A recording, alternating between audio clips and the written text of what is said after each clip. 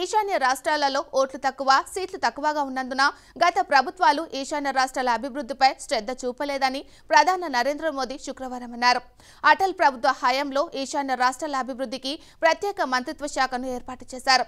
గత దశాబ్ద కాలంలో ఈశాన్య రాష్ట్రాలలో కేంద్ర మంత్రులు 700 సార్లు పర్యటించారని చెప్పారు. మేము ఈశాన్య ప్రాంతాలను భావోద్వేగం, ఆర్థిక వ్యవస్థ, జీవవరణ శాస్త్రం అనే త్రిమూర్తులతో కలుపుతున్నాము. గత 10 ఏళ్లుగా ఢిల్లీకి, ఈశాన్య రాష్ట్రాలకు మధ్య ఉన్న అంతరాన్ని పూడ్చేందుకు ప్రయత్నించాం అని ప్రధాని వెల్లడించారు. ఢిల్లీలోని ప్రగతి మైదాన్లో ఏర్పాటు చేసిన 3 రోజుల అష్టలక్ష్మి మహోత్సవ్ ప్రారంభోత్సవంలో ప్రధాని మోదీ ఈ విషయాలు చెప్పారు. ఈ కార్యక్రమంలో ఈశాన్య రాష్ట్రాల సాంస్కృతిక వారసత్వాన్ని ప్రదర్శించనున్నారు. అష్టలక్ష్మి మహోత్సవం ఈ రకమైన మొదటి మరియు విశిష్టమైన కార్యక్రమం అని ప్రధాని అన్నారు. ఇప్పుడు ఈశాన్యంలో పెట్టుబడి తలుపులు ఇంత పెద్ద ఎత్తున తెరుచుకుంటున్నాయి.